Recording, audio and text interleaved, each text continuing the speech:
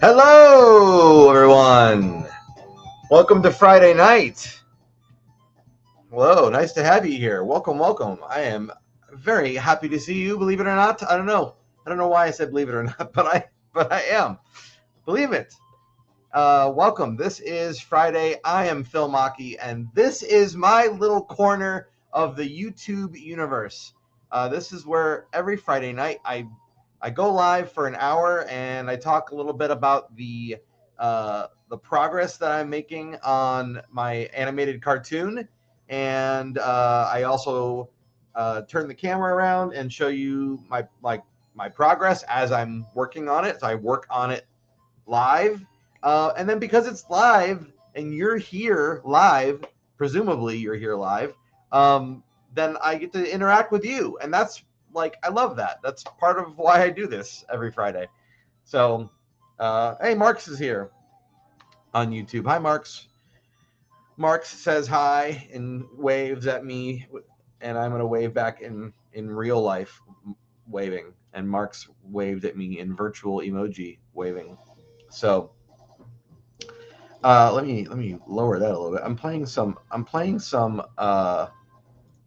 music from Sonic the Hedgehog tonight. I'm having a Sonic the Hedgehog themed music night, and let me see if I can adjust it. My music's a little bit wonky. All right, that's good. That's pretty good. Okay.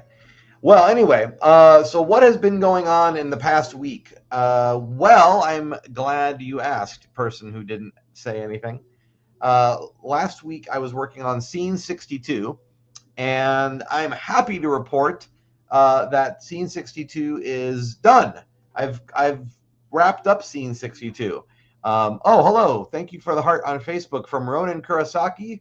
Thank you so much, and thanks for those of you that are tuning into me on YouTube right now as we speak. Hello, welcome. Yes, this is a live stream. Yeah, that came out well. Well, anyway, so if you're here, a lot of you might be here for the first time wondering what I'm here talking about. I do this live stream every Friday at 9 for about an hour, sometimes a little bit more than that. And what I do is I talk about the progress that I've made on my animated cartoon, and then I turn my camera around and I work on my animated cartoon in real time. It's real slow because it's a slow process, but I also answer questions and engage with you guys who are watching at home. Sometimes artists will show up, our art students will show up and share with all of us what they're working on. And some people will ask me, questions about what I think about what they're working on. So, if that's something that you think you would get value out of, I would encourage you to engage in the chat and ask questions as well. So anyway, so last week I was working on Scene 62. I was mentioning that just a moment ago, and I'm happy to say that I wrapped on Scene 62. Now, those of you who don't know what I'm talking about, today, I believe, is the 3-year mark of when I started drawing this animated cartoon called New Ad Day. I might be off on a day or so, but I got a little notification today on Facebook, and it was like, hey, remember 3 years ago when you posted that you were breaking in your brand new drawing easel? And I'm like, oh man, that was 3 years ago today. I didn't realize that. So that just happened to be today, the 3-year mark. Now, I haven't been working on it steadily for 3 years. I took like 9 or 10 months off to put out a book. So there was a little bit of a break there. So it's not really fully 3 years, but it is 3 years since I started the animation process. Now, before that, I was, working on writing and hiring voice actors and recording with them. So there was other stuff that happened in pre-production before I got to the animation stage. But I've been in the animation stage since 3 years ago. Okay, we'll call it 3 years. And the exciting thing about all of that is I'm pretty sure this is the year. I gotta stop saying I'm pretty sure. This is the year that I will be wrapping the rough animation stage of this project, which is super exciting because it's a lot. There's a lot of drawing involved and a lot of fixing things. And anyway, so after finishing scene 62, I was looking at I keep looking off camera. If you wonder why I do that, it's because my storyboards are posted to my wall. I have cork boards on my wall so I can pin up my storyboards. I'm down to one page of storyboards on my wall, the last page. And so scene 62 was like the first two squares on the last page, and there are six squares on there in total. So I was assuming I had maybe 3 more scenes left to go, based off of what I have on my wall, 3 or 4, something like that. Well, this week has been kind of a big deal for me because I reassessed everything and I went, no, I actually think I'm down to the last 2. I'm down to the last 2 scenes of this cartoon, which is kind of a crazy thing to say. So I've started scene 63. I'm in the middle of scene 63, and I've determined that scene 64 is the last scene that we will see in the whole cartoon. So yeah, it's really like narrowing in on being wrapped up. A slimy snake over on YouTube says, "Hello, Phil Machi." Well, hello, slimy snake. Nice to have you here. I appreciate you saying hi. Now, is that like the end of the process? It's not. It's not, and I'm going to explain why for those of you that are interested in the process that I'm going through.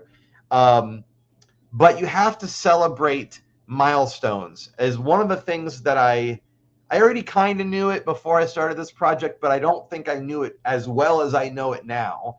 I really have learned you have to celebrate the milestones, because a project that is super long term, like a multi-year project, one of the hardest things about it is keeping up your motivation and momentum to do it. That doesn't mean that my desire to finish the project is not there. It's more like if you had, in Greek mythology, there's a character named Sisyphus who was being tortured, and he had to push a boulder up a hill, and I think every day the boulder would roll back down, and the next day he'd have to push it back up the hill, and it was this like never-ending task. And so a large project can feel a bit like that, because you, in theory, could keep working on it forever. You literally could, right? I could get to the end of this project and go, oh, I got to fix this, and this, and then just keep going on it, and no one would ever stop me because there's no budget for this project. There's no time limit for it. And so while that might sound very freeing, and it is freeing for me, it can also be its own danger, because when there's no budget and there's no time limit, how do you maintain the motivation to push yourself to get to the other side of it? It believe it or not, is a lot harder to do than you might realize, especially when it's over multiple years. Hey there, Samantha Roby is over here on Facebook saying happy LiveDraw night. Thank you. Hi to, I don't know how you say your name, JEIDLC on YouTube. Hello. And somebody on YouTube saying, hey, Baldy. Hey, Baldy? I don't know where you're getting Baldy from, but I actually need a haircut right now. Like, this is too much. I have too much hair on my head. I'm not balding. My problem is the opposite problem. I have too much hair. So, or perhaps that's why you said that, is you were being funny, I guess. Thanks for the like on Facebook from Francisco. I do appreciate that. Anyway, so very, very exciting, because I think this month I'm going to be able to, I'm saying I think because I'm not 100% certain on this, but this month I think I can finish scene 63. And then that just leaves scene 64, which is like crazy. Now, the reason why I'm feeling a little bit uneasy or unsure about some of the things I'm saying is because scene 63, and to a larger extent, scene 64 are crowd scenes. And here's what that means. Basically, I have to create a series of drawings that are on their own isolated layer of the animation. I'll focus on one character and animate that character, and then bring it into the scene to line it up so that it matches, like it's happening at the same time as all the other things that are happening. Now, scene 63 that I'm working on now is only going to have, I'm pretty sure, 2 characters moving at the same time. But I don't know yet. I'm going to wait until I put those 2 characters together and visually try to figure out, do I think there needs to be anything else? So there might be a 3rd character. I don't know yet. It's one of those things where I don't know until I look at it and make a decision.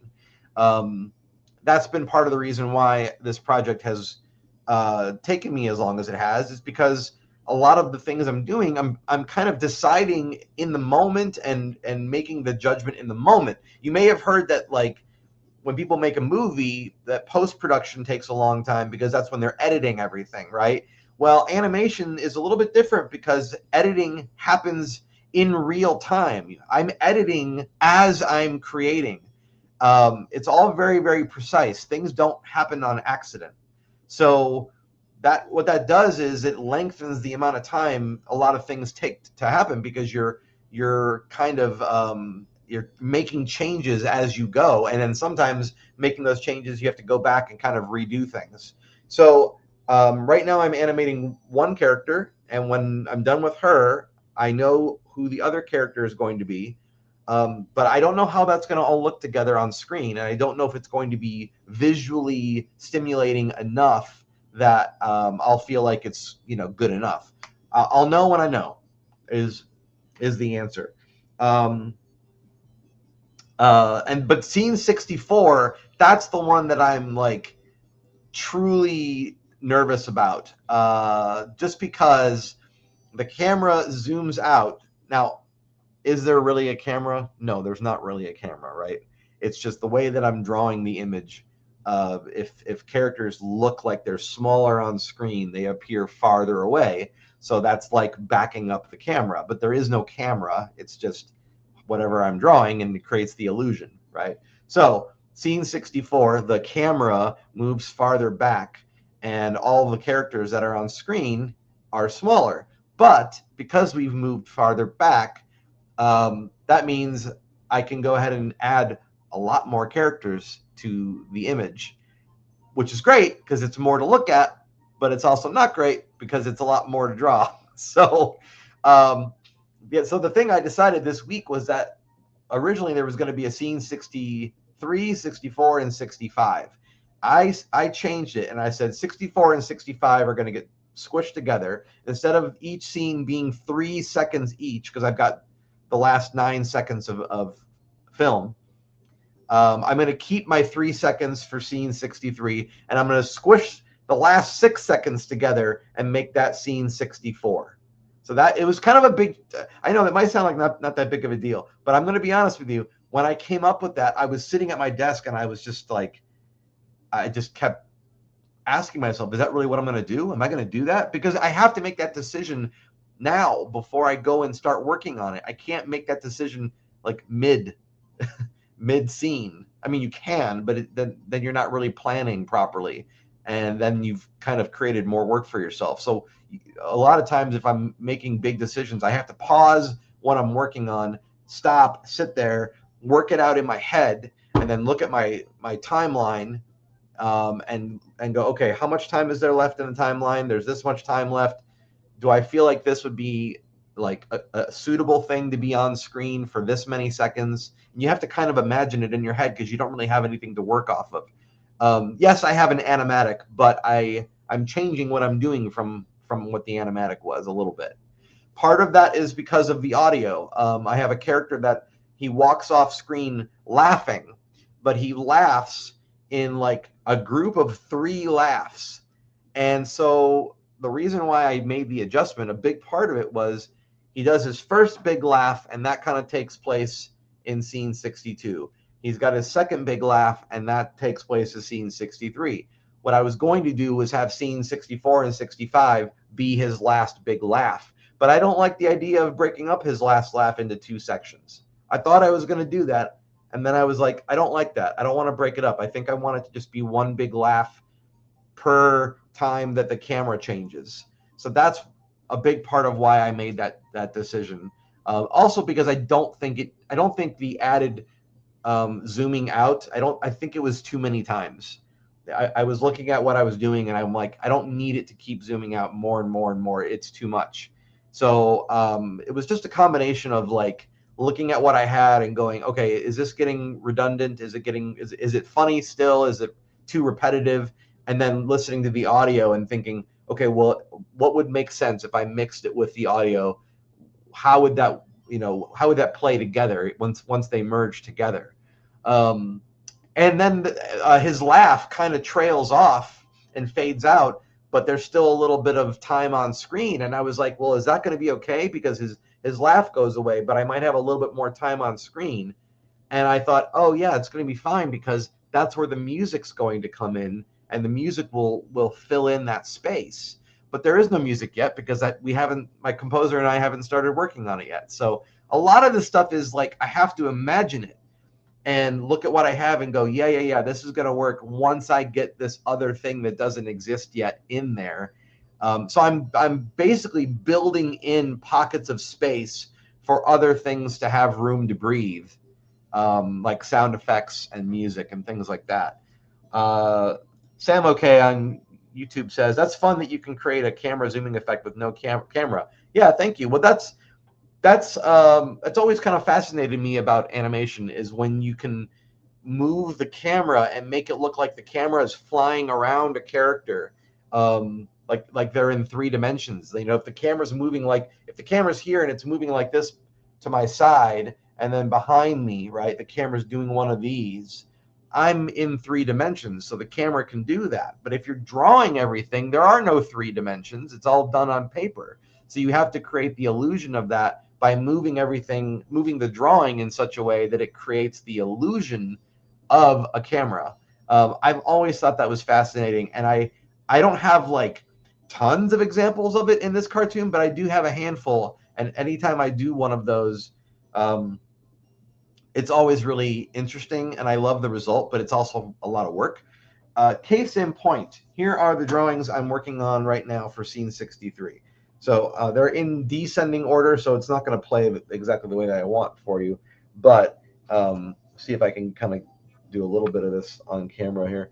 You can see this woman is, it looks like she's moving backwards because that's the order I have the drawings in. But she has a shopping cart, as you can see, and I'm drawing her as she's coming into camera, and then she's going to leave camera. But if you're noticing the way that my hand just went, it's not straight. It's not this, right?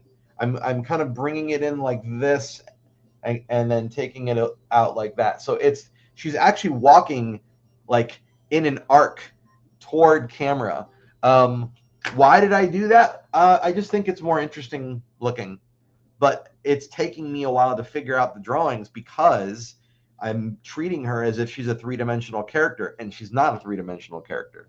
So I'm only a handful of drawings into scene 63 because of that. And the other character that I've got in the background, is my main character of the whole cartoon, who I refer to as New Guy. And what's interesting about New Guy in this scene is he's actually just like a piece of scenery, basically. He's not moving at all. He's standing in one place. He was moving previously, but the last few scenes, he's just sort of stood there, kind of like baffled by what he's viewing in front of him, because he just had a really annoying customer experience. It was the entire point of the cartoon, was this long, annoying experience that he had, and he's just been informed that he's going to have plenty of more opportunities to do that because tomorrow is going to be a big semi-annual sale, and so he's just sort of standing there looking kind of out at the audience, motionless. He doesn't blink. He's just standing there looking. And as we move further and further back, we see, oh, he's looking at the fact that there's more customers, and we can tell that it's building up the anxiety in him. So that is the point of these last couple scenes, is to play off of his anxiety about there being more people to help. And so that is why I'm doing this crowd scene, because the crowd scene is presenting him with, look at all these people. Look at these people you have yet to help. Aren't you looking forward to this? And he is not. He's not looking forward to it. It's kind of, I mean, it's a comedic ending, but it's not a happy ending. It's like a comedic, hard realization that he's got more to go. So, which I feel like has kind of been my reality on animating this cartoon. Not that I don't love doing it, I do, but whenever I do a little pause and I check in to see what my progress is, I'm like, oh my gosh, there's still so much to do. But it's, again, that's not a problem. It's just one of those things where you just look at it and go, you know what? I'm only going to focus on the here and now. I'm going to put my blinders on, and I'm only going to look straight ahead.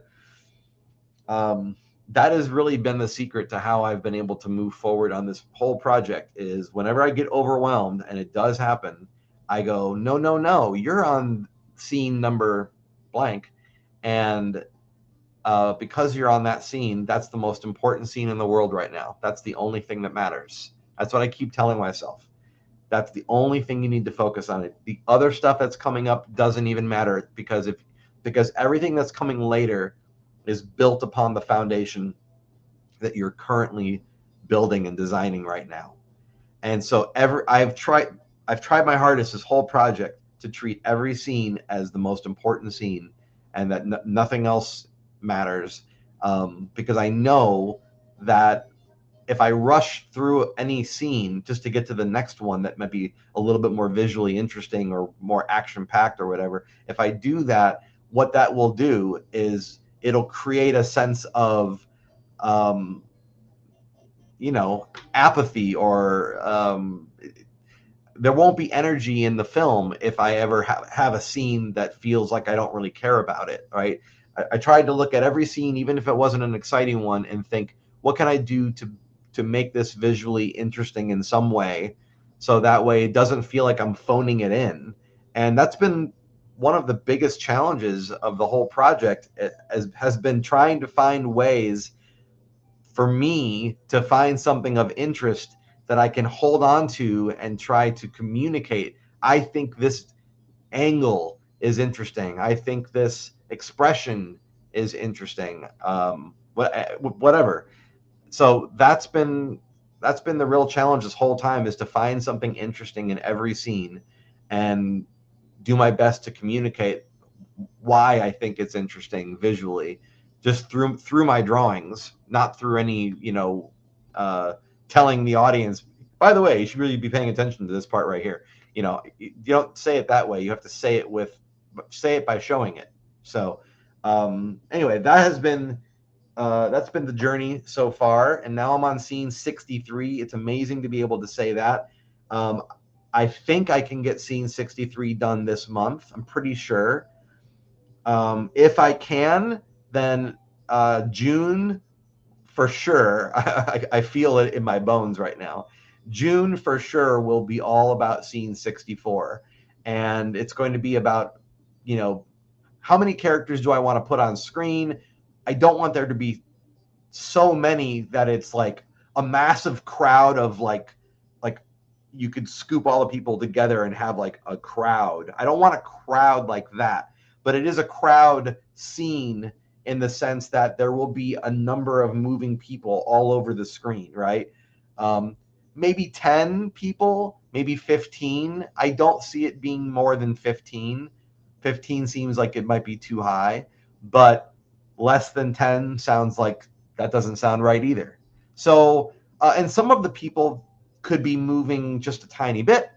Some of them could be standing completely still and not moving at all, but because they're on screen, they are part of like what we're looking at. So they don't all have to be doing crazy actions, but I do want to put a lot more people on screen in the final scene. And then when that's done, is that the end? No, it's not, because for those of you that do not follow me regularly, partway through this project, I realized there was a kind of a gap. It's not really a gap, but I felt like it was. You could make the argument that if I didn't do the thing I'm about to explain to you, if I didn't do it, it would probably still be okay. But I want it to be better than okay. I'm not going for okay. I'm going for entertainment. I'm going for something that captures people's attention. Specifically, I'm going for something that captures my own attention and feels good to me. But I'm hoping that if I nail that, then other people will also be entertained by it. So what I'm referring to is an entire separate section of animation that I haven't even approached really yet. It happens about a third into the cartoon, a third of the way. And I've referred to it on this channel before as the montage. So there's no dialogue in the montage. It's just going to be musical accompaniment. There's no sound effects. It's just visual sight gags. And that section, I'm going to do that after I'm done with scene 63 and 64. That's my plan. I haven't even storyboarded it yet. All I've done is on my computer, I've made like just a few notes of what I believe the gist of it is going to be. So that way, when I'm ready to go work on it, I look at my notes and go, okay, how do I want to actually stage this on screen? So there is more animation to come in this cartoon after the finale. But I only think it's going to be 3 scenes in total, and it'll be 1 page of storyboard. That's kind of what I'm predicting. So there's going to be a bonus 3 scenes. But I still think I could probably get that done this year. My goal is to complete all rough animation this year. When that is done, then it's time for post-production. I don't have a time frame on post-production, and here's the reason why. And I know I'm doing a lot of talking tonight, but I'm sort of feeling in the mood to talk. And if I get drawing done tonight, great. If I don't, that's fine. So basically, where was I? I just lost my own train of thought. So when I was making the comic strips, which if you're watching me on like the landscape mode version of this, you'll see some art on my walls behind me. You can see a little bit of it on the vertical live stream side too. But those comics, hello cheeseburger, or well, cheeseburging goated. Good to see you again. Welcome back. So the art behind me, when I was making those comics and those books, I was hand inking everything, and I was hand coloring everything on paper and then scanning that in. And I would just do like a little bit of cleanup on the computer. So that was sort of my process for that. For this cartoon, I don't plan to do that. I don't plan on hand coloring and hand inking, over 3,300 images. That's just not, I don't see me doing that. So that means I have to come up with some kind of a process to use my computer and to help me like make the images look more finalized instead of like a pencil drawing, right? Because right now, this is just a pencil drawing. It's blue lines on paper. There's no solid areas that are colored in.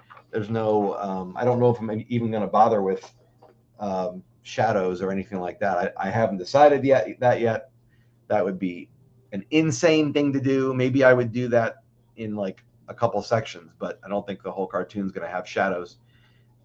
Shadows are a whole nother animal, by the way, and really they require their own section of animation where you're animating a shadow. That's a whole nother thing. But anyway, my point is post-production is going to look different, and that means it's not going to look just like Retail Sunshine, the comic strip. It's going to look like its own thing. And the reality is I haven't determined what that look is yet. I'm saving that for when I get to post-production. The times when I would sit here and try to imagine it and try to guess what I was going to do, all that ended up happening was I was getting overwhelmed because I didn't have the answer, and I was trying to make myself have the answer before I was ready to have the answer. So I have decided I don't have to have that answer until I'm done with all the animation. Cheeseburg says, don't use AI. Don't go on the dark side. Oh, don't you worry. I will not be using AI. When I say using my computer as a tool, I mean going into Photoshop and playing with the levels and manually figuring out, oh, these are the numbers that I need to adjust. And then I will manually go in and do that to every drawing. Now, maybe I'll come up with like a computer script that I design myself, that I tell Photoshop, hey, open image, move the levels to this for me. Like, it would do that. And all that would do would be, it would remove me having to manually move the sliders. You know what I mean? But that's not the same thing as what you're saying with AI. Okay. So maybe I'll do that. Maybe, but I haven't even messed with that yet. I don't know. What I do know is I need some kind of a process that I can take over 3,300 images and run it through a pass to get it to a place where I feel like it has like a consistent look to it. The reality is, though, that there's going to be a number of drawings that probably have to get manually cleaned up first. I'll have to go back into the drawings, erase some stuff, make the lines darker, and then scan them again. So I don't know how long post-production is going to take. I can tell you this, though. The plan is to just take it one scene at a time and to absolutely complete that scene. So here's what I mean by that. I'm not going to go back to the beginning and start cleaning everything up and then go back again and color everything. I'm not going to do it that way. I'm going to try it a different way. I'm going to say, when I'm done animating everything, I will take one scene, and that one scene, I will take it the rest of the way. I will clean it up. I will color. I might leave the sound effects for the end. I might do that. But visually, I'll do the backgrounds. I'll add whatever color I need for that stuff. And I'll absolutely finish and complete that scene. And then I'll just move on to the next one. I don't know if that's going to work or if it's going to drive me crazy, but I feel like it's going to be good for me because by the end of that process, whatever scene I'm working on, I'll be able to see that it's like done, visually done. And I'll have a checklist that I'll put up somewhere on my wall or whatever, where I'll just erase the next, when I finish a scene, I'll just erase it, and I'll be able to have like a checklist as I go. That's my like rough idea of a plan of how I'm going to handle this. So we'll see. When I get there, I'll keep you guys on board and let you know. I'll even explain my process. Maybe I'll even share my screen and show you some of like how I do post-production. But I don't have an answer to that yet for myself, so I can't share that with you since I don't even know the answer yet. And I'll be honest with you guys, not knowing the answer has been scary, and I haven't loved that.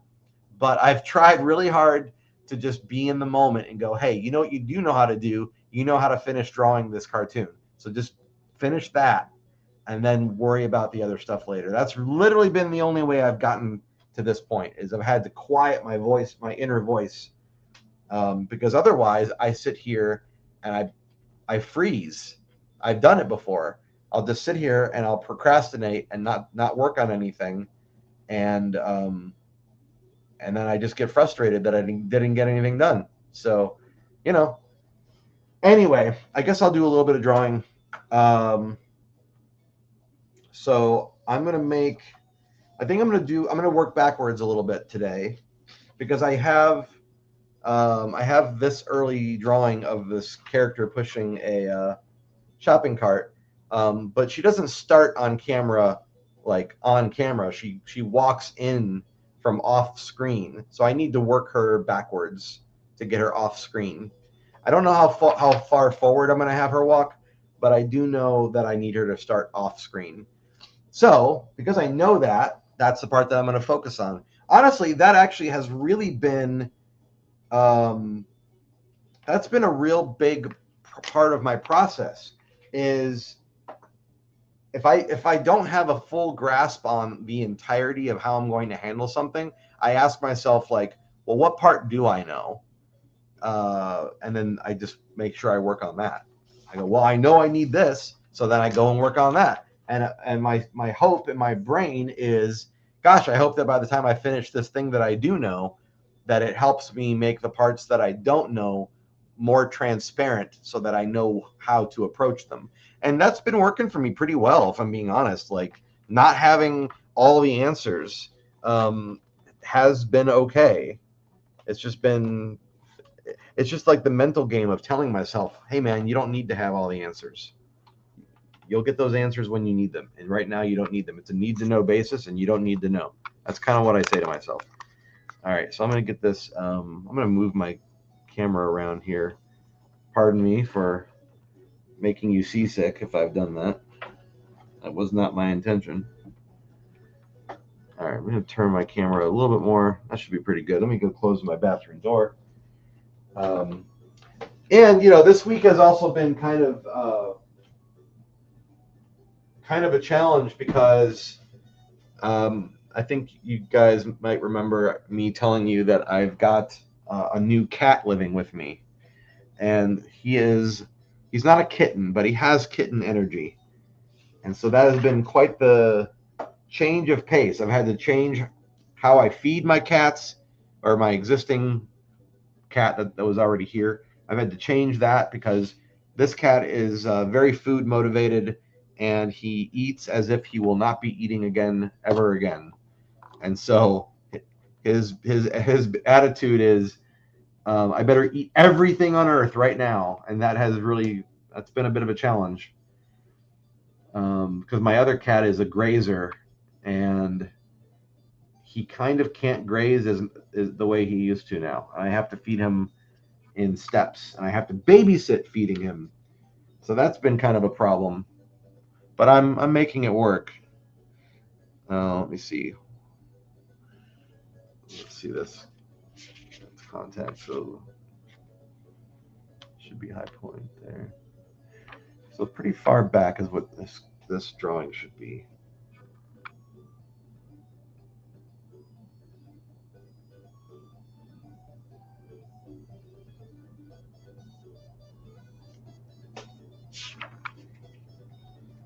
All right, so I got that turned off. I don't need that on this whole time. So she is walking from off camera now. She's pretty far back in this previous shot. So let's see how I want to do this. And blocking this girl in has really been it's been really tricky, if I'm being honest. It's been very tricky, because I'm moving her diagonally through space, diagonally and at a curve. Okay, let me make this very clear. I am making her walk in a curved way and diagonally toward the camera. It's been really, really tricky trying to do that, and it does create a pretty cool effect, and that's why I'm doing it. But I've gone very, very slow, and I've come to realize that, the real career animators that have done it for giant corporations, they are probably like super, super fast at drawing. I've never been fast at drawing, and I'm not a career animator. I mean, I'm animating full time now, but I'm not doing it for a company, and it's not how I make my living. So it's not my career. Why am I telling you these things? I'm saying these things because if I was making a living doing it, if it was my career, and if I was working, well, you don't have to work for a corporation, but I mean, that's kind of how a lot of that works for people. If I was doing those things, I would be drawing nonstop all day, and that would only make me improve in how fast I can draw and all of that stuff. So I've been working on this cartoon now for over 2 years. If you add all the months together, it's been over 2 years. And so I know I've gotten better. Like I can absolutely tell that I've gotten better. But I'm also not very fast. And that's okay. I don't have to be fast, but it is a little aggravating sometimes when my brain is like, come on, let's just go to the next section. Why can't you just go to the next section? And it's just like, well, because I'm still figuring it out. So I'm going to put this over here so I can look at. I've got other drawings I'm looking at for reference right now, and I'm trying to find a place to stick them so I can look at them. I'm going to take a piece of cardboard and I'm going to put it behind the drawings. I'm going to stick it on this stand that I have as a phone stand. I'm going to put that there, just off camera. You can't see what I'm doing, but I'm sticking them up right so that I can look up at them and know what I'm doing. All right, so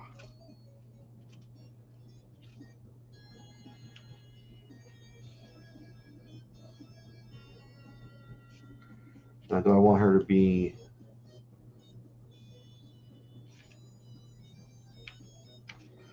So this is the issue. So she has to be.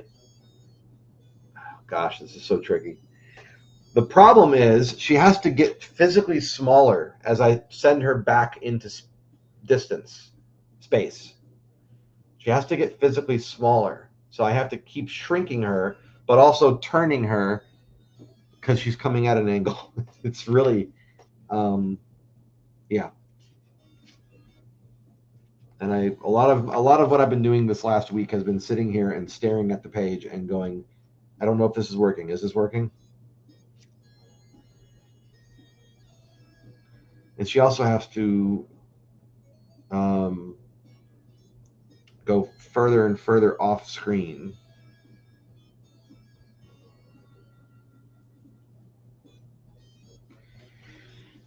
So I sort of have to just think of all those things.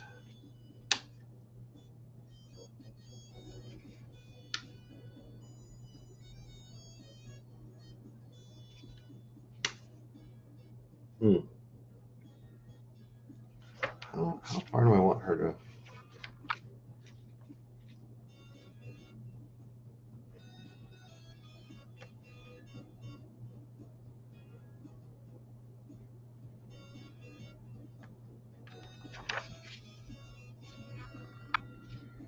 So I'm probably moving her too far to the left. Probably too far to the left. Okay, so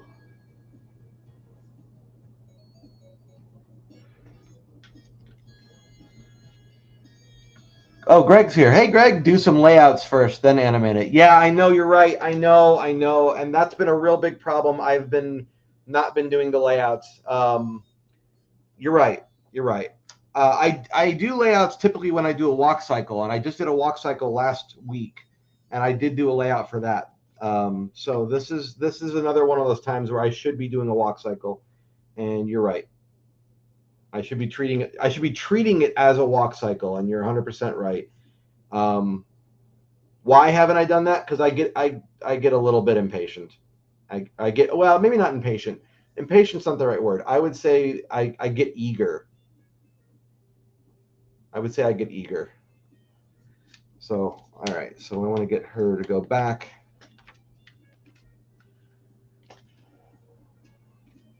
Yeah. Yeah. Okay. So we want to move this. This needs to be closer. But you're right. That is solid advice, Greg. That is solid advice. And I think in the back of my mind, I probably have that playing and over. Know where you're going. Yeah, you're right. You're right. You're right. You're right. Um, yeah, that's a really good. That's a good way to put it. So yeah. So what I'm gonna. So that in keeping in mind with what Greg just said, and in torturing myself less, I will probably not be focusing so much on her features right now as I will just blocking it out, making sure that that works before I go forward. Um, and that is kind of what I've been doing. I just get stuck in the details. That's definitely what I do.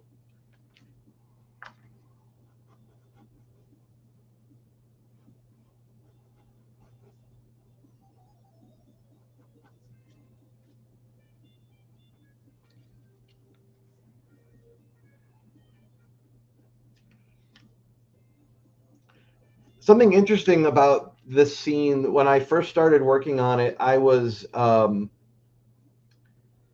under the impression that because the shopping cart is a rigid object, oh, you're saying just get a scrap of paper and do some draw. Oh, well, okay. So yes, you're correct. I do know what to expect here. I'm just having a hard time visualizing it. No, I basically she's going to be walking from off camera, so I just need to like get her off camera. But even though I know that that's where she's going, it's still a thing I have to like suss out.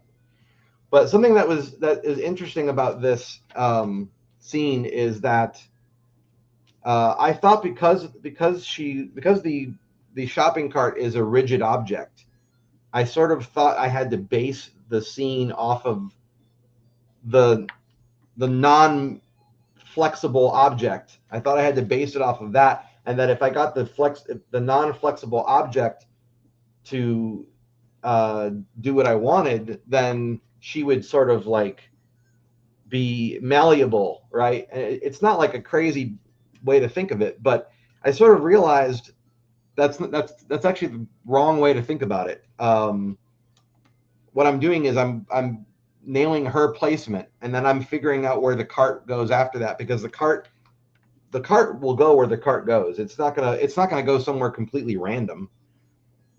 Greg says Ken Harris used to put little dots on paper to indicate where a character's head would be in frame as a guide to how it moved into the distance. Another thing to do would be to do some rough, much smaller. You've got the character way over in the TV safe area. You're saying do the cart first, and I know I see that's what I was thinking too. But I got to be honest, when I was treating it like doing the cart first, it actually messed me up.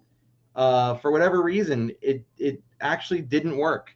And so then I reversed it and started figuring out where she would go as if there wasn't a cart there at all. And I just said, well, I know how I want her to move. And once I did that, the cart just followed. It was really weird. I know I had the same thought. I had the exact same thought. And I was like, no, it's, the cart is immovable. But yeah, it's weird to say. It kind of didn't work. I don't know why. I'm going to tell you this. One of the things I've learned in this project is that there are a number of ways to do things. I don't have to reinvent the wheel. There are great animators like Greg, who's in the chat right now. There's great animators who have already like figured out a bunch of stuff in the past, and I don't have to reinvent everything. But at the same time, I do try to keep an open mind, because I've noticed that sometimes, for whatever reason, it doesn't work for me the same way. And I don't know what the reason for that is, other than I'm not a career animator and I didn't, do this all the time for years on end. So,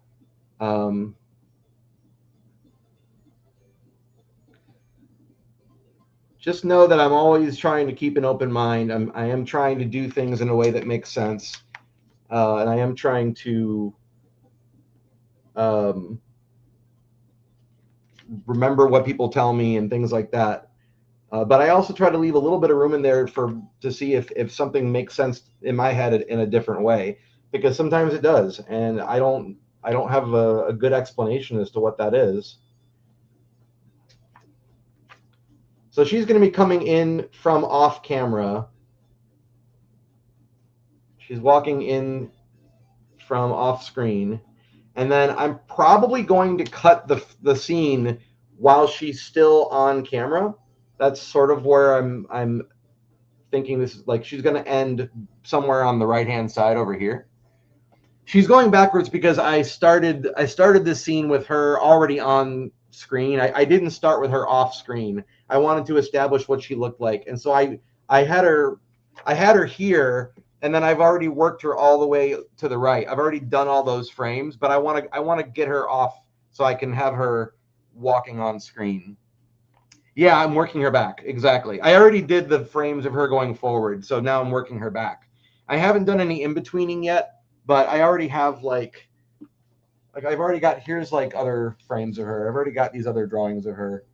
So I've already got like my my keyframes, the main keyframes of the scene. I've already got those done. So now I'm just sort of going and working her backwards off camera. So you know, and it's going to be on screen for like such a small period of time, but it doesn't matter. You still have to give it attention, because the brain knows when something doesn't seem like it works. It just knows. I've learned that too. You would think like, well, it's only going to be on camera for just this short period of time. What does it matter? Why are you putting so much, you know, emphasis on it? And it's because it all has to be believable, right? Like, think about a set designer on a movie. Sometimes set designers, they put details into the set that most people will probably never even notice, but the camera possibly could notice it. There's a chance. And it also is information on screen. It makes up, you know, it makes it as part of the background. The actors get to work with it. So those things that seem like they don't matter as much because they're not going to be something you focus on, believe it or not, they are still super important in their own way. I know Greg's probably sitting there thinking like, this kid, this guy. I'm not a kid. Greg's probably sitting there thinking, this guy is, what is he doing, man? And you know, that's not a completely wrong thing to be thinking. I've often asked myself, what am I doing, man? But something that I've been making a point to do throughout the whole cartoon. I've been working to try to do something a little bit different as many times as I can. If there's a brand new scene, what's something that I can do? What's an angle that I can draw that I haven't drawn yet? Just because I feel like creating a visual narrative that changes and looks, not changes meaning it's like completely different, but I mean there's enough different things happening in every scene that your eye is sort of aware of it. I think it actually really does help. And I'm not doing like a John Chris Falusi thing. I'm not doing that where the character is like constantly morphing. I think there's merit to that. I think that kind of thing has its place, but I also know that's not my style. So I don't pretend to be John Kay, or I should say Bob Clampett, because that's a lot of what I think he was pulling from. I don't pretend to be those guys, even though that's animation that I like respect and I think is amazing in its own way. It's not my own voice. So, you know, you kind of figure out what your voice is, and you sort of, and what your vision is and what you're trying to say, and then you stick with that.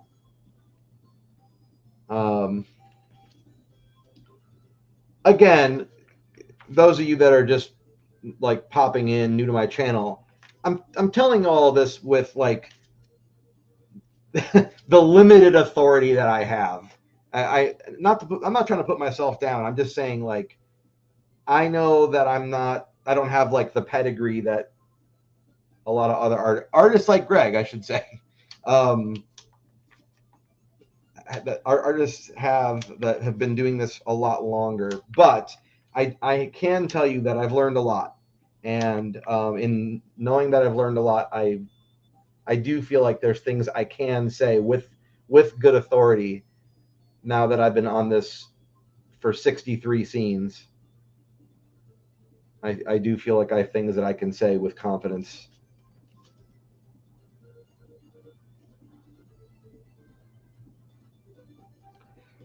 Greg said, I have an idea. Is she supposed to bounce while walking?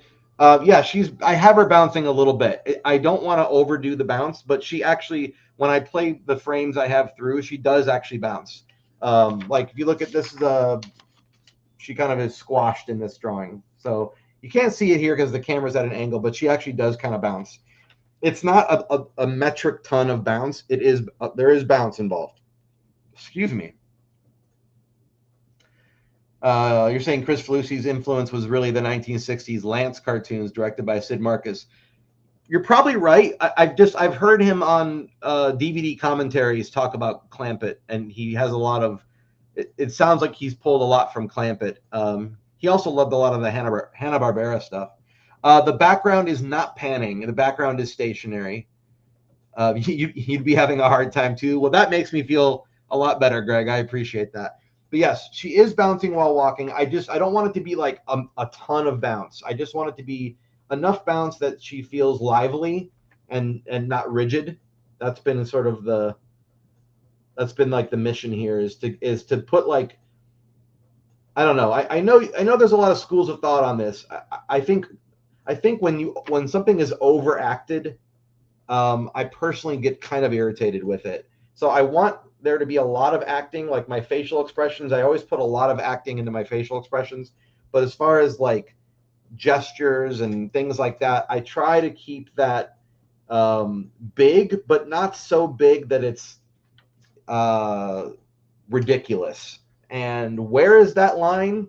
You know, it's different for everybody, right? Everybody has their own sort of like idea of what overacting is. I can tell you that I've watched independent animation that I thought, man, those guys are really overacting. I absolutely have felt that way before, and so I kind of try to not do that. All right, so now I'm working a little bit on roughing out her cart, and believe it or not, that part hasn't been terrible. And you know, some of this stuff is going off screen, and so I'm not going to get like too precious about the lower parts of the drawing. I just like to fill in some of it so that I have like something to base it on when I do the next drawing. But yeah, you know, something that's been kind of funny about this whole project is I feel like a lot of the reason why it's taken me as long as it has is I keep trying to do things that I haven't done to keep it interesting. But in keeping it interesting, I've like removed too much of ever being able to feel safe. I very rarely feel like, oh, this scene will be a piece of cake. Rarely do I feel that way, unfortunately. But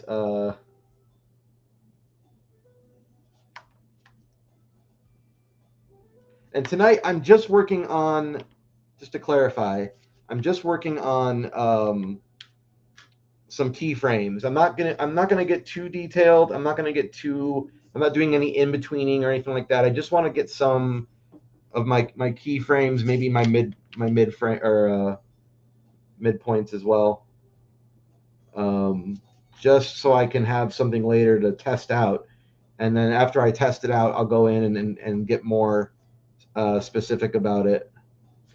But yeah, that has been a little bit of a, if I had to list like a sin that I've been doing off and on in this project, it's been forgetting that I can do a rough pass, a really, really, really rough pass, and test that out, and then go back in and make the drawing better later on. I definitely should be doing that more often, and I've definitely lost some time getting stuck in that way of thinking. So I'm admitting to everybody watching that that is a fault of mine, and it is something that I need to kind of keep in mind. And Greg was so nice to help keep me honest about that tonight. But trust me, it's always in the back of my mind. I'm always like, maybe I should be roughing this out even more than I am. Like really, really rough. Like a floating head. Just do a floating head. Just get like, just treat her head like a ball bounce. And yeah. Greg says it would make sense to have her slightly bouncing, and then you just work out the circle on her on the head and mark out the numbers of the frames, what the beat is. You need to mark it out on an exposure sheet. It will help you keep track. You'll be done the body in rough in a few minutes. You can test it and see if it works. You're right. Greg, I'm going to, because of what you just said, I'm going to actually kind of admit something to you and to anybody watching tonight. I have never learned how to use an exposure sheet. I know I probably could go online somewhere and look up how to do an exposure sheet. I have done a little bit of looking at them, but it didn't really make a lot of sense to me. And so I kind of have my own hodgepodge way of doing it off camera, where I sort of just kind of figure it out in my own way and I write it down in my own way. It's not technically an exposure sheet, but it is like something like that. Okay. All right. So that is like, I'll probably have to fix this again later. Obviously, because it's really, really rough, but this is just sort of a, I need to get her hair higher actually. Hold on a second. There's something about that's not working for me. But yeah, I don't know how to do an exposure sheet. That is something that I would like to learn at some point. Assuming I make another cartoon after this one, things I would do differently next time, I would say would be exposure sheets. That would be different. Greg says, here's a frame from Deep Freeze Squeeze by Marcus. Doesn't this version of Chili Willy look like a Chris Felucci take? Oh, I'll be able to look at that when I go to Facebook later. I can't see it right now, but I will look at that when I sign off for the night. And again, I wasn't disagreeing with you about Chris Felucci. I just know that from what he's said on certain commentaries on like Looney Tunes stuff, that he was really Clampett made a real impression on him. And so there we go. So she's a little bit more stretched out with her hair. Her hair's got a little bit more lift to it there. And all right, so there you go. So she's moving. I want a little bit more hair movement. There's something that's not quite happening with the hair that I want to have happen. There we go. That's exactly where it was, where I was not getting it before. Okay. All right. So there we go. So that's basically what I'm going for in this image. And then I should probably, I'll go back and add legs and stuff later. I'm not going to bother with that right now. That's kind of superfluous to this drawing at the moment. All right, so I'm going to do that, and then I'm going to grab another paper. What time do I have?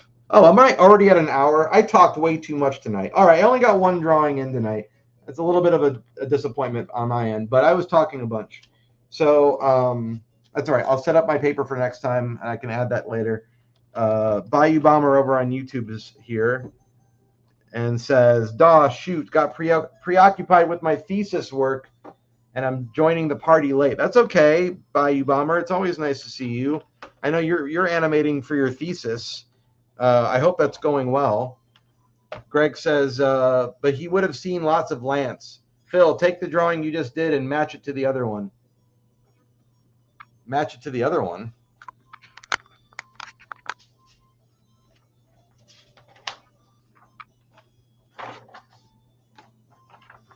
Match it to the other one?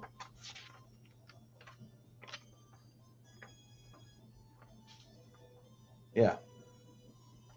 It's just one drawing, but yeah. Take the pegs off to do it. Yeah. Is that what you mean? Is that what you're saying?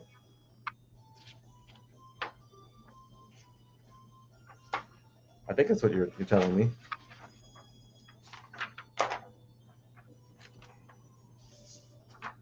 Here, I'll take 3 drawings. It looks the same. It looks the same, but I guarantee you it is not the same, though. Let me hold it up to the light. Can I hold it up to the light and change it? I can't hold it up to the light. I can't hold it up to the light.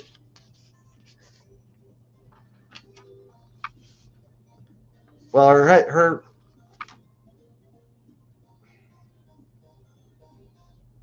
well, I may have to look at that again, but I don't think it's the same. I don't think it's the same. Here, let me turn my light box on. Hold on. I don't think it's the same.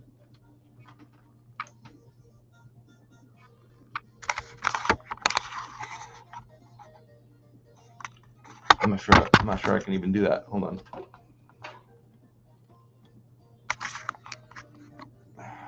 I can't really do that. My camera's not cooperating. Yeah, I'm trying to compare. I'm sorry, my light box is my camera is not being happy about me doing this. Hold on.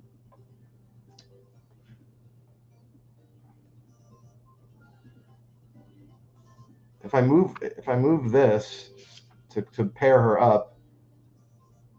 Yeah, I mean I see what you're saying. It's similar, but it's not identical. Well, I'm gonna have to go back and work it anyway. I mean, I'll have to go back and mess with it anyway.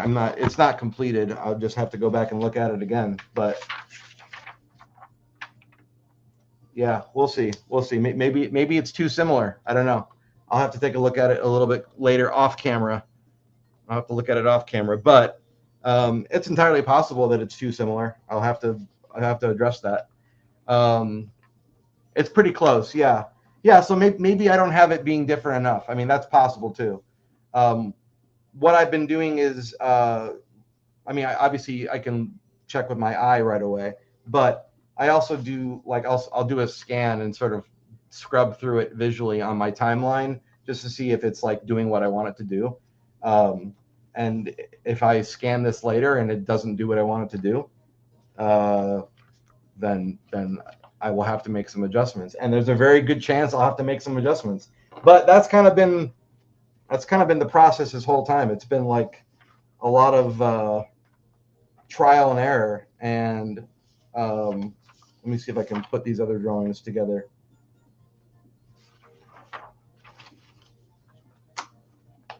So she's kind of rounding the corner here. See if I can like. Hi, the best bubble. Yes, I do remember you. You don't need to have it different necessarily, but it means that you could have saved time by sort of tracing and augmenting it.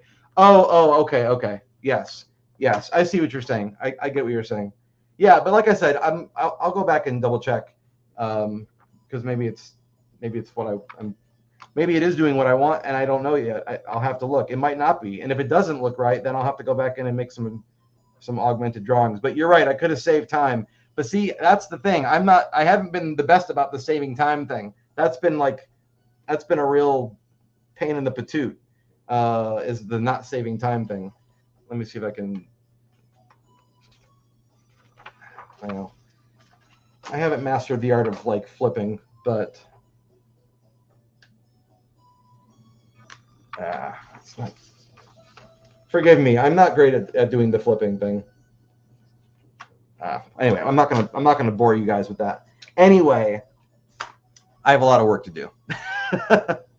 When am I going to draw Best Bubble? I'm wrapping up my live stream for the night. So I've been drawing a woman with a shopping cart walking. Greg says you would speed up your process by working a lot rougher and faster. You're correct. I want to see you use an exposure sheet. Yes, Greg. I appreciate all of that.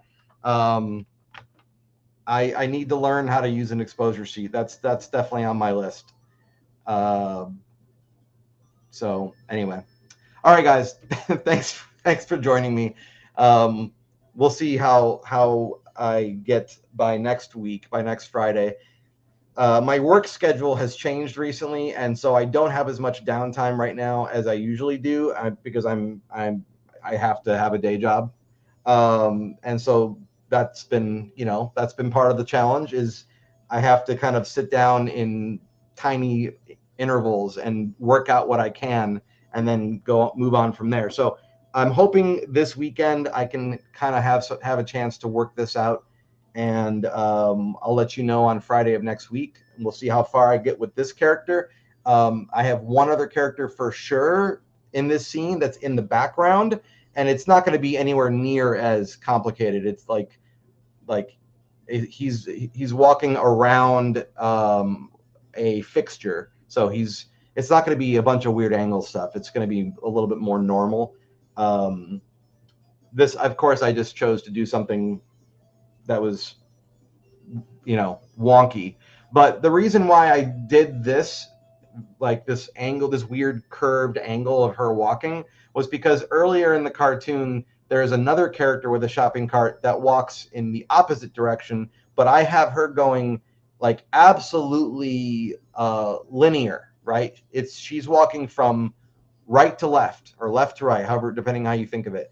And so there is no it doesn't morph in that way. She bounces, her hair bounces and everything like that, but there's no, like, the cart that she's pushing is stationary and it doesn't change. And so for that character, I was able to trace quite a bit of the shopping cart and keep that consistent.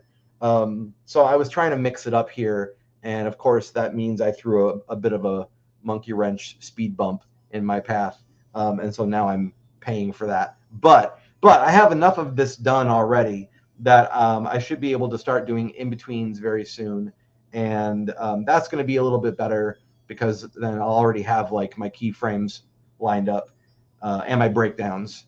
So anyway, that's going to be it. You're not a real pest, Greg. You're just exposing my things that I need to work on, and I'm very aware of those things. But you've brought them to light more, so it's okay. I flipped from the bottom. Yeah, okay, right. Flip from the bottom. The problem is, if I flip from the bottom, you can't really see the drawing as well, right? Like, I mean, like, I don't know, like, that's not, I mean, that works if I'm flipping, but I can't show it to you. I have to kind of, like, that's hard. I know what you're saying, but Greg says I feel intimidated working with that special paper. Yeah, no, I definitely feel that intimidation, 100%. Think about using top pegs. Yeah, I've wondered about that. That was a decision I made at the beginning of this, and I'm starting to think that top pegs would have been maybe a better way to go, but I didn't know, right? And so I might switch it up next cartoon. I might rotate the disc and work with top down. I don't know. We'll see. What then I can flip them while the drawings are on the disc. Right, that's true. And I do flip them now. The thing is, I have to kind of like get my fingers in between each of the drawings now and kind of like do this kind of a thing. That is a thing that I do. Like, I'll sit there and go like this, like I'll do that kind of thing. So I am able to get some of that going, but yes, it probably would be easier to do it if they were on the top. That's correct. Can I draw a bubble? If not, it's okay. Well, I'm not going to be doing any more drawing tonight, the best bubble. I'm sorry. Right hand holds the drawings in the air. Left hand flips. Yes. Oh, I hold the drawings from the top. I see what you're saying. Okay. You're not a pest, Greg. Greg, you're just somebody who, like, you're somebody who has done this as a career, and so you're not a pest. You're just making the world see how much more I have to learn is all it is. That's all. It's okay. Greg says, I will put in my will that you get my animation punch so you can get some 8.5 by 11 paper and get working rough and feel free to throw stuff out. Yes, I have not felt free to throw stuff out. That is 100% true. You are absolutely right. You've caught me on that. Best Bubble says, I look like the guy in Harold and the Purple Crayon. I do? That's cool. Thanks. I actually haven't seen that movie. Greg says, if you use top pegs, they won't be in your way. Yes, I have considered that as well. I've noticed that when the pegs are on the bottom, it is a little bit annoying. I have noticed that. I think part of why I did it was I didn't like the idea of the top of the drawing being difficult for me to like see and work with. So I thought, well, the bottom will be better. But I know that's been a kind of a contention in the industry for decades, hasn't it? Like, people would say top pegs, no bottom pegs. Like, that's been like it depends on who you ask about that. I can tell you, after doing it this way the whole time, that the next cartoon I do, I will probably do the top pegs just to get a different sense of, like, a different experience and to see which one I prefer. But I kind of committed on this cartoon to doing bottom pegs the whole time. I have no problem switching that up next time. I have zero problem switching that up. Bayou Bomber says they have a Japanese import Acme hole punch for $350. Definitely a buy worth saving up for. Okay, that's good to know. I didn't know that. Greg says you should see the piles of drawings that just have rough scratches on, sometimes just online that I discard. Greg says, yeah, you're right. Bottom pegs was to help the cameraman. Yes, and that's kind of how I've been thinking about this process as the cameraman, because I'm wearing all the hats. So that, yes, that is why I chose to go that way. But then in practice, I've been like, man, this is kind of an annoying way to work. So it's been a little, yeah, I've sort of seen it from all these different angles. Oh, hey, Vinny Paul, how's it going? Greg says, but if you see any photo of Warner animators, it's all top pegs. Yes, you're right about that. You're right. You're right. Well, when you're right, Greg. And Greg, whenever you pop in, I'm always happy to hear from you, and I'm always happy to hear your voice of experience and wisdom in how much you've done in animation. And you guys should definitely look up Greg Duffel if you don't know who I'm talking to right now. Greg was also in my documentary about Batman the Animated Series, because he was involved in the early stages of that, of creating that cartoon. And you can watch that documentary. I'm going to do a shameless plug. It is on my YouTube channel. So if you search my name and then Batman, it'll pop right up on YouTube. But Greg is in that film, and definitely check it out. He's got some amazing animation that he contributed to that project. So I love having Greg here to school me. It's great. I'm definitely in real life class happening in front of you guys right now. Bayou Bomber says, once I graduate in the spring, it'll be the first thing I buy. Cartoon supplies is killing my wallet. $20 shipping no matter how much I buy. It encourages me to splurge too much. Yeah, and I actually do think I have to buy some more paper. I thought I was done for this project, but I'm noticing that I might need a little bit more. So I'm probably going to buy some paper pretty soon. Greg says, but we don't need to do that anymore for the cameraman stuff. There are no more cells and there's no more cameramen. You're right. Yeah, you're right. Vinny is saying hi to Greg. Bayou Bomber says, I can buy a case of 1,500 8.5 by 11 paper for $20. Yeah, that's kind of hard to argue with. That is definitely cheaper than the stuff I'm buying, for sure. Sure. Yes, Vinny Paul, a Machi film. You're correct. Vinny's a very hilarious comedian who is out in California. We had the good fortune of being able to know each other very briefly at some local networking film related events here in Austin, and then he went and moved and left me. That's what he did. And someday he's going to come back. I tell you this. I decree he's going to come back. Anyway, guys, I'm way over time on this video. Did not mean to do that, but I didn't know I was going to have a special guest in the room. So thank you, Greg, for being here. I really appreciate you. Greg is a good guy. He's a real good guy. He knows a lot. He knows what he's talking about, and it's really awesome having someone like that keeping up with what I'm doing. I don't know why he's doing that, but I appreciate it very much. But yeah, I'm telling you guys, I plan to complete rough animation this year. I've just crossed over the 6-minute mark.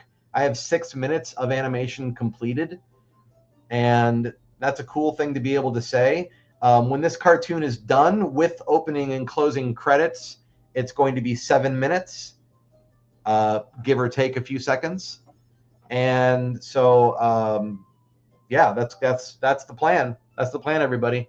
Oh, Greg's like, I just saw you were live. Well, thank you.